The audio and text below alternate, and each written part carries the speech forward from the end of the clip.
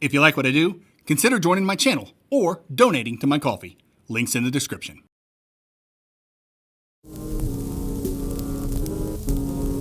Metroid-Likes. Games that are like Metroid. You know what I mean. Metroidvanias that kick the Vania part to the curb. No XP systems, no gear or equipment beyond weapons, no shops, no crafting, and no charm-style modifiers introduced by the brilliant Rabby Ribby, but popularized by the bug game. The only way your character gets stronger is the old-fashioned way, by finding power-ups through exploration. And because Metroid-like is more than mechanics, I'm ranking these by how deeply they tap into that classic Metroid atmosphere we've all grown to love. Isolation, sci-fi aesthetics, environmental storytelling, and worlds that speak louder than any NPC ever could. Not every game on this list nails that feel, but the ones that do, the ones that make you feel like you've wandered somewhere you absolutely shouldn't be, rise to the top. Hey, I'm the Metroidvania Guru, and this is my top 10 Metroid-likes that aren't Metroid.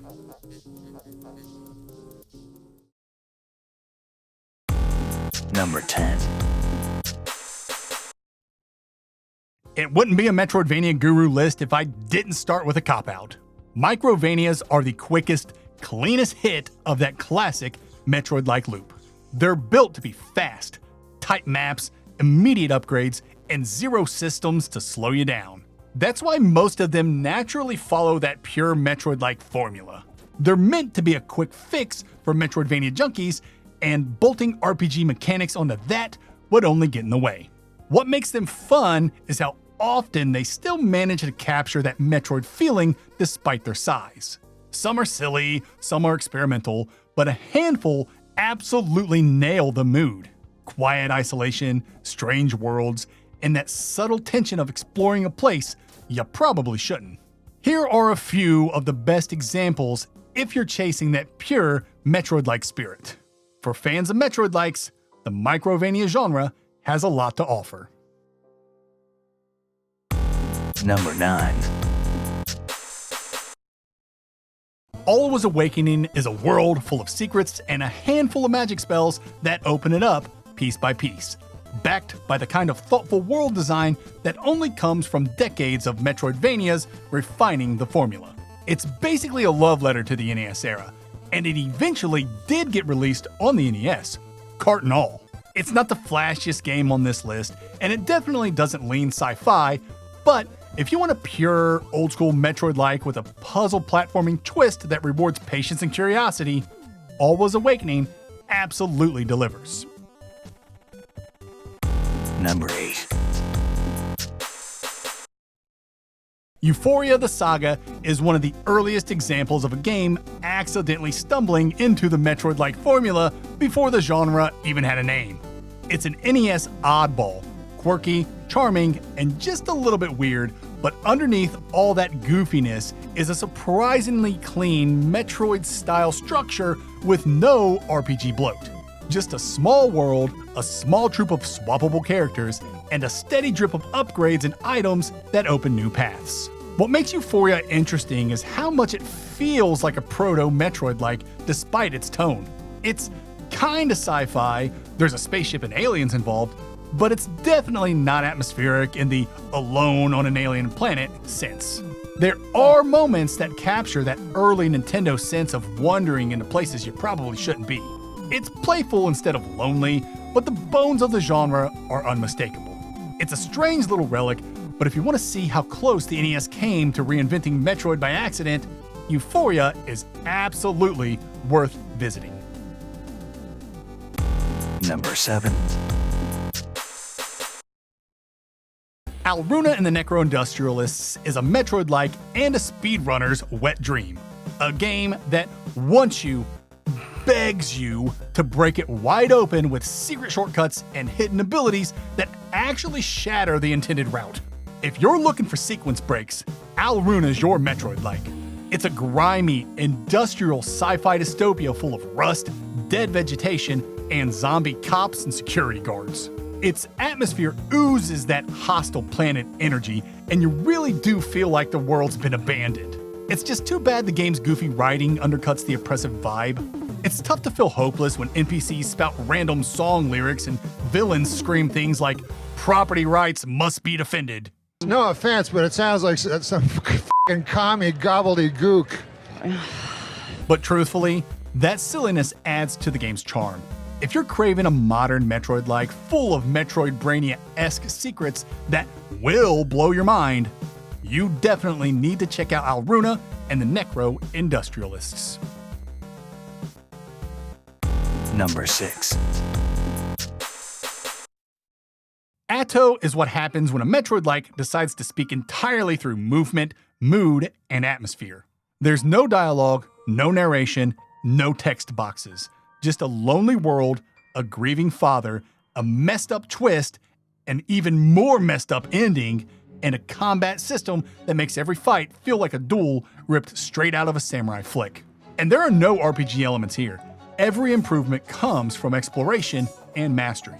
What really makes Atto stand out is how quietly it hits you. The world feels abandoned yet serene, tense but peaceful, heavy with emotional weight.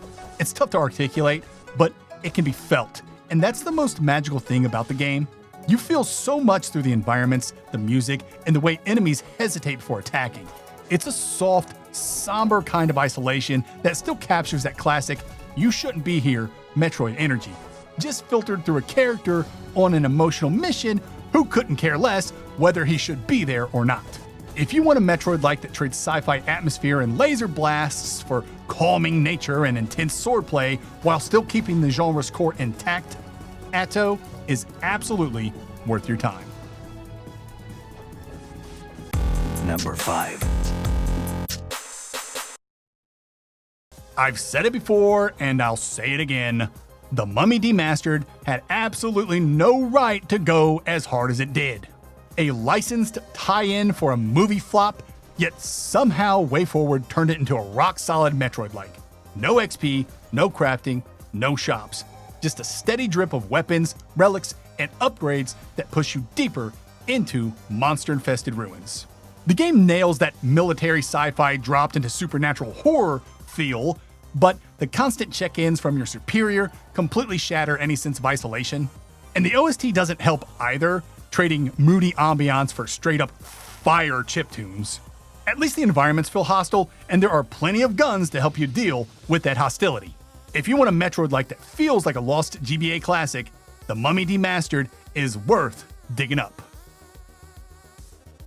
Number 4. Animal Well picked up a bit of a stigma thanks to being published under Donkey's Big Mode label. People saw Donkey's goofy content and assumed the games he publishes must be just as goofy.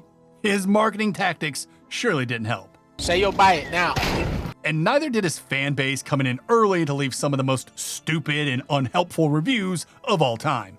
Yet, despite all this, or maybe because of it, Animal Well went on to be a huge success. Why? Because it's a dang fine Metroid-like. A game that didn't need marketing buzz because the design speaks for itself. It's all about quiet exploration, environmental puzzles, and that creeping sense that the world is bigger, stranger, and more alive than you first realized.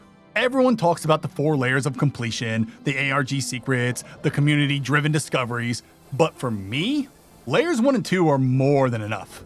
Beating the game, then beating it properly with every egg, that's good enough for me. The egg hunting loop is pure joy. Subtle clues, clever routing, and that what's around the next corner momentum that keeps you going late into the night.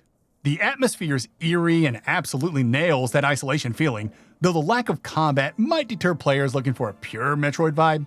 Regardless, I think Metroid heads will really like this one. You don't have to decode the entire game to love Animal Well, and you definitely don't need to be a Donkey fan. Animal Well's excellent design speaks for itself. Number 3. Environmental Station Alpha, or ESA, is a legendary game in the MV community.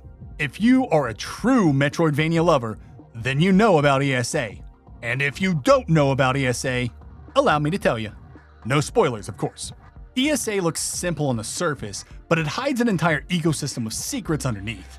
It starts as a charming retro sci-fi adventure, but the deeper you go, the more the game reveals its true nature. Cryptic puzzles, hidden mechanics, and entire areas that feel like you've slipped behind the curtain into something you were never meant to see. What makes ESA special is how it handles discovery. Nothing is explained, nothing is pointed out. The game trusts you to poke at its edges, test its limits, and eventually break into places that feel forbidden. And when you do, the atmosphere shifts from cute space station with a deadly computer virus to, oh no. Oh no. There is something very wrong here. And I'll leave it at that. If you haven't played ESA, I implore you to play it as blind as possible. Do not look anything up. You'll thank me later.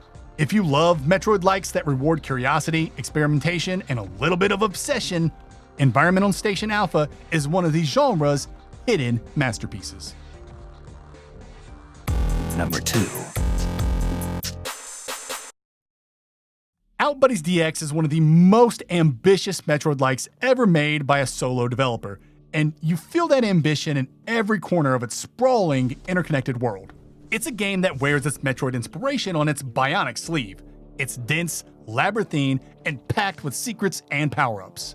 And when it works, it really works. The atmosphere is thick, alien, lonely most of the time, and the sense of scale is genuinely impressive.